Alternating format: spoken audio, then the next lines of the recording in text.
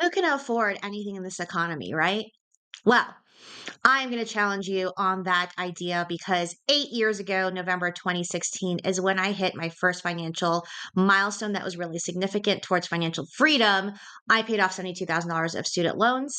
And since then, I became a debt free millionaire who is able to retire in my 30s.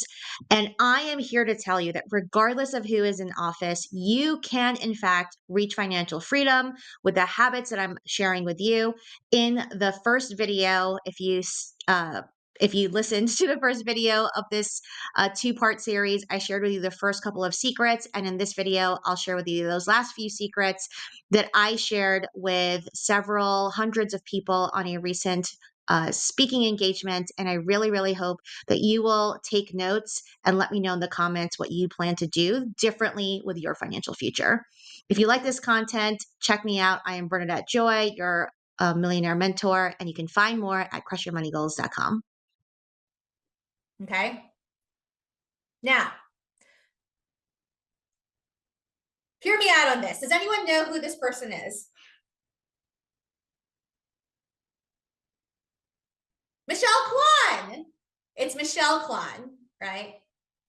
So Michelle Kwan was my role model growing up. I'm first generation Filipino American. She's actually Chinese American, but there was nobody Asian on television or famous at the time that I was growing up. And so I was really into figure skating. And she is considered one of the most decorated, if not one of the, if not the top American figure skater of all time. Okay. What most people don't realize is that she's never won the Olympic gold medal. She's gotten the silver and she's gotten the bronze. She has won multiple world championships, but she has never won the Olympic gold medal, which is like the thing in figure skating. And so I thought about her when I started pursuing my financial journey to say, okay, when I calculated this number for myself, it was $1.2 million. And at the time that I calculated that number, I had $300,000 of debt. I made $30,000 a year. I had no idea how I was going to invest. And all of this self-doubt and all of this rhetoric came up of like, that's not possible for you.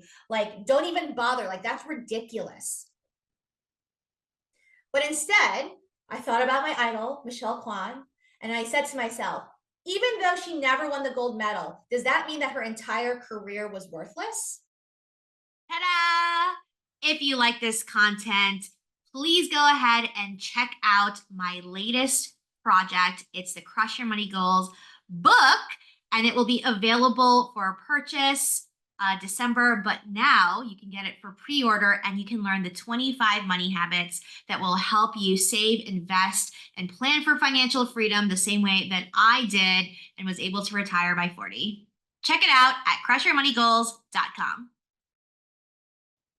No, right? I would think that the vast majority of us would agree on that, to say, just because you don't win the gold medal doesn't mean it's not worth trying, right? And so I share that with you today because this is where a lot of dreamers start to get discouraged. When they say, I see that really big number, I have no idea how to start. Truth is, you probably know how to start already. So if you looked at that number, what do you think is one step you could do today that would help you get even a little bit closer to that number? Let me ask in the chat. You're looking at a number and it's really big. What's one thing that you think would help you get closer to that number? Invest more, make more, spend less, cut spending. Let's get a little more specific, y'all. So everyone knows there's only two ways. You're going to make more money, you're going to spend less money. What specifically would you spend less money on today that would help you get closer? If you're talking about making more money or investing, what specifically do you think you would invest in or could invest in that could help you get closer? So now we're getting more specific, right? Increase 401k contribution by 1%. Add a side business that requires a little input, right? Put a little more in retirement funds, right? Invest in a Roth IRA. Sure, right? But even as something as simple as saying, you know what, I'm going to spend $25 less in food this week. $5 less per workday. $25 times 4 weeks is $100 a month. 12 months is $1,200 a year. $1,200 times 25, I can't do the math off the top of my head right now, but that's a lot of money, right? That would decrease the amount you would need in your FIRE number, in your financial independence number, right? So I love that. Less clothes shopping, right? I love that one, Holly. Limit number of pro bono speaking gigs to only hell yes ones. Those little choices that you're going to make can make big changes in the number that you need. So this goes into step number 3, to understand your net worth. Understand your net worth. You in Crushes, understand your net worth. The median net worth of US households is $192,900. And this was based off the most recent report in 2023. And before that, in 2019, it was like $160-something thousand. So it's actually gone up in the last couple of years, right? So here's the challenge. And I know immediately some people are mentally calculating, do I have more than the average or do I have less than the average? Like, where am I, right? The point of me sharing this number with you is like, this number compared to how much you just calculated in terms of financial independence is probably pretty far off, right? So I'm sharing this with you to show you that if you feel like you messed up, you feel like you've been so bad with money, it's not you. It's not just you. The vast majority of US households will not have enough to retire ever, let alone early, right? If they keep doing the things that we've been told in like regular financial literacy. That's why I teach financial independence, right? So here's a snapshot of what consumer debt looks like. And the reason I specifically call out that I'm a debt-free millionaire is because I literally have zero debt. I have no debt. And that is very odd in the US, okay? But I can tell you that committing to becoming debt-free was the singular decision that I made that changed the entire trajectory of not just my finances, but of my mental health, right? So if you get nothing out of today's discussion, if there is any debt that you are holding on to, ask yourself, how much freer would you feel mentally if you were to work on having that debt go away, right? And I tell this to people all the time, but debt is meant to be a short-term solution, not a long-term lifestyle. And it is possible to finance your dreams without debt. Is it harder? Yes. Will it take a little longer? Yes. But will you be able to go to sleep at night and not have this like pain in your chest all the time? Yeah, right? So today, if you have not already, I want you to go find one of those tools like Monarch Money, like Mint Turn Credit Karma, like Empower, right? And add up your net worth. So it would be all of your cash plus all of your property. So like your home, your car, all of your investments, your 401ks, your IRAs, those, accounts that maybe were passed on to you, right? And then you subtract out all of your debts. And the number that you have is what you call your net worth. Now, to be very clear, it has nothing to do with your self-worth. You are a great human being, no matter what number this is. This is a simple measure of how much property, assets, things that you own minus what you owe. So simply put, your net worth is everything you own minus everything you owe, and that number is your starting point. And specifically, rich is relative to what your dream is, not everyone else's. So if you start getting to this comparison mode of thinking like, oh my gosh, I must have such a low net worth, focus on how much net worth do you need in order to accomplish your dreams. If you have a mortgage, do not put your house in your, so great question. I get that question all the time, so I'll answer it now. If you have a mortgage, then you put the value of the property, the value of your home And then you subtract out the mortgage, and the remainder is what you call equity. So if you think about it, that number, equity, is the net worth of your home. So now that you're doing that across all your accounts. You're welcome, Michelle. So let's talk about step number 4. And this is where I highly differentiate from a lot of other personal finance educators. Step 4 stands for spend intentionally. Not spend less, not spend nothing, not shame yourself on spending on shoes, right? Spend intentionally. In order to financially plan for your dreams, the truth is you have to be better than average at money management. You cannot settle for average money management skills, but it's actually not as complicated as people think. And so everyone, when I first started doing my own financial journey and I was working on paying off this $72,000 of student loans that I had, everyone on the internet said, cut everything and track every penny and make sure that you're not buying anything that's like frivolous. And then of course, the things that were frivolous were things that me as a female enjoy, right? So this is what my budget looked like when I first started this journey. In 2016, I did exactly what they said. I said I tracked every single expense and I had all these categories. And guess what happened? I hated it and I burned out and I didn't want to do it anymore. How many of you have ever done a budget and you're like, this sucks? Tracking every penny sucks. You know why? Because it actually sucks, right? So when I say spend intentionally, what I teach my students to do is to plan,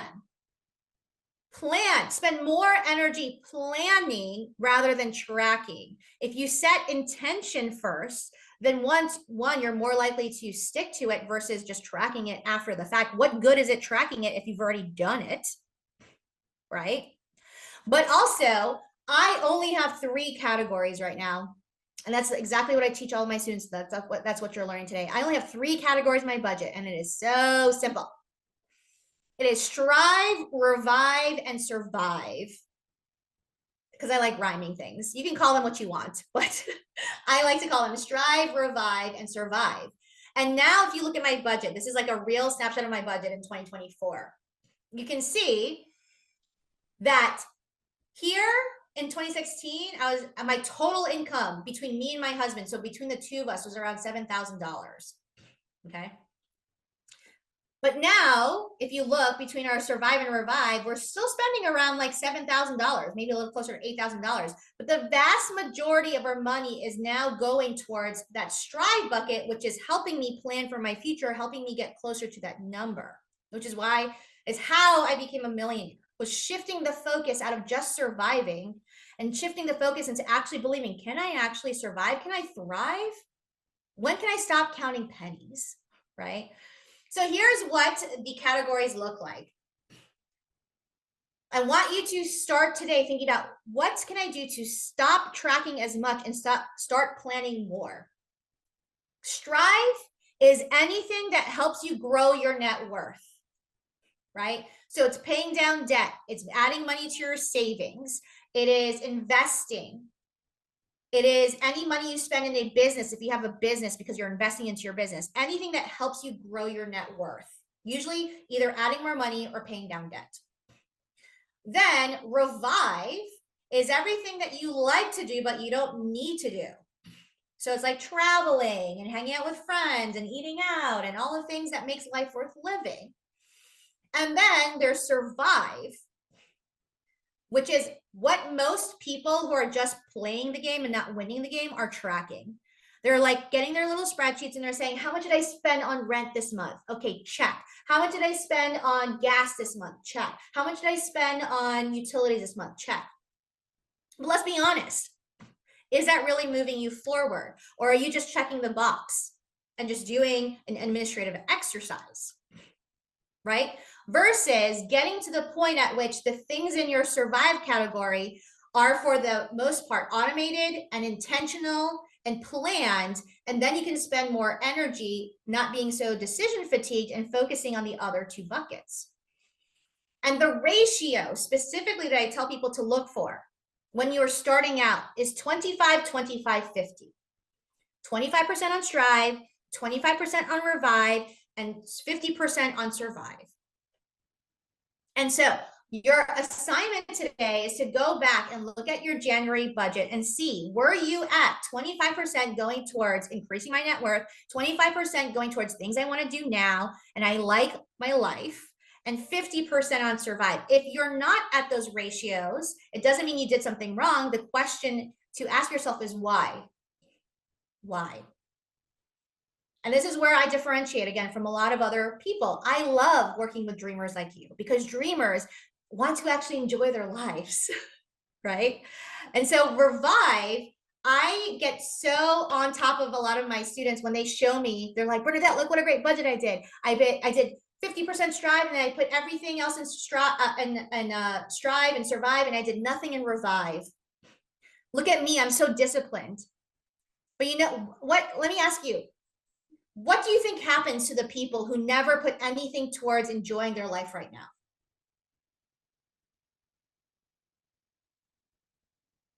Burn out, miserable, life passes them by, falls off the wagon. So absolutely right on all of those things. And we inherently know it, yet we keep doing it.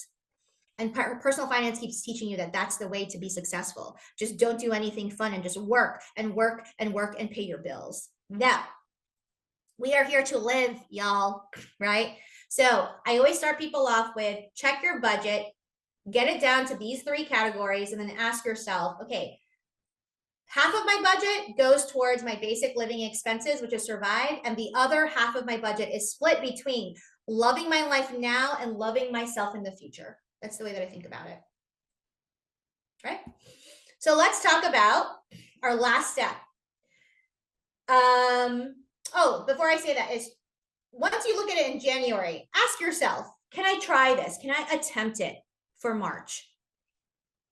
You don't have to commit to it forever. I'm just asking you, can you try it and see what happens, right? Just try planning it. So let's talk about this last part here. This is the part where people will freak out, right? So how is this plan constructed, right? I told you, this is this plan that I use to become a debt-free millionaire. So you calculate your financial independence number, then you find out what your current net worth is, and then your money plan is trying to close the gap on the difference, right? So if you've calculated your number to be $1 million and you got really overwhelmed, and then you're like, oh my gosh, I only have $100,000 in net worth, then I need to figure out how to make up $900,000. And then people get stuck, right? And so step 5, the last letter in Crush is to heal your money wounds. Heal your money wounds. And this is, again, where I'm going to ask people in the chat to reserve judgment for yourself and for other people in the chat. Let's create a safe space here. What is something that happened to you that made you afraid to spend money?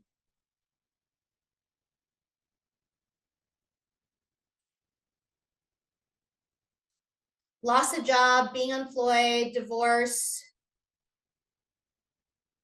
buying a second home, bought a timeshare. Ooh, yeah. Health, chronic fatigue, became a single mom, growing up in poverty, watching my family struggle to pay bills as a kid.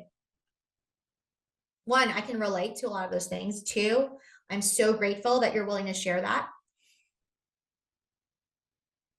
And this is where we need to have more conversations. This is why I'm so grateful for places like Dream Bank who are allowing us to have this space today to talk about things that are hard, right?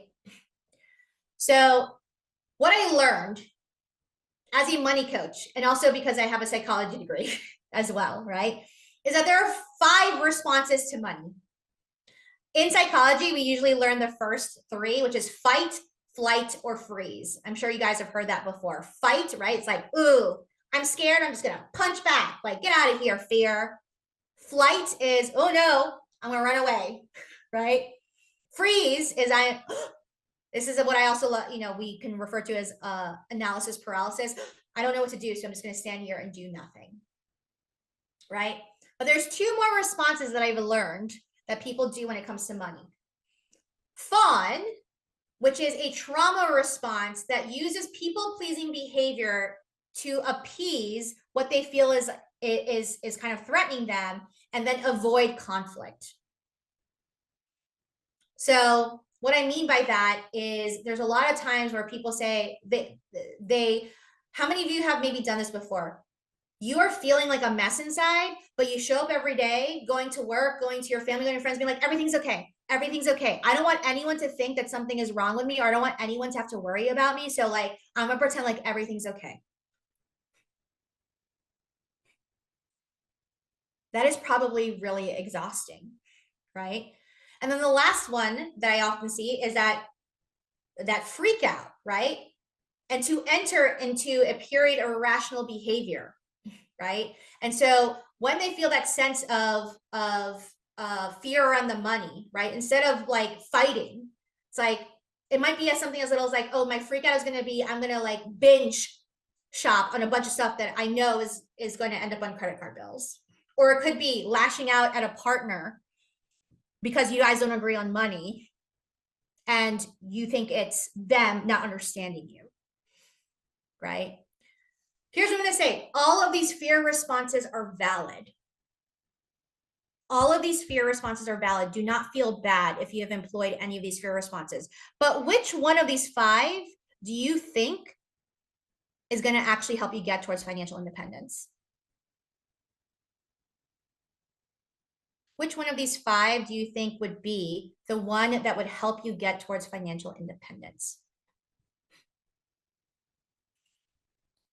Anika and Cynthia and Jennifer, all of you said fight, and that is absolutely right.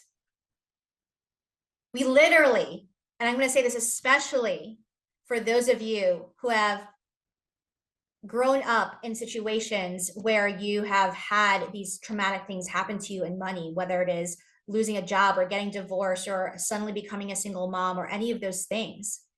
Sometimes it feels really hard to fight. And so I don't want you to think about fighting as just like, oh, being so aggressive all the time. Although that's a fine response too, right? But when I think about fight, I want you to imagine that your money is helping you fight, right? And so fight can simply mean, today I'm going to ask for that raise that I've been scared to ask for. Today is the day that I'm going to tell my friends I can't go out because I'm trying to pay off my student loans. Today is the day that I'm going to, tell my child, that we're going to work on saving some money. And so we can't buy that toy today, but we'll save up for it.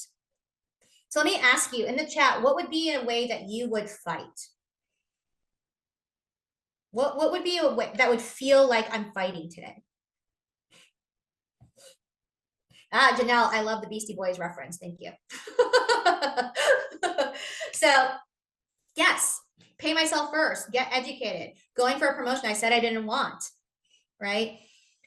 And specifically, I want you to affirm, will you treat your money like a child's dream? I doubt that anyone in this room, if one of your children or one of your nieces or nephews or one of your friends' kids, or if you're a teacher, one of your students said to you, I want to become a millionaire. How many of us in this room would say, that's not possible for you?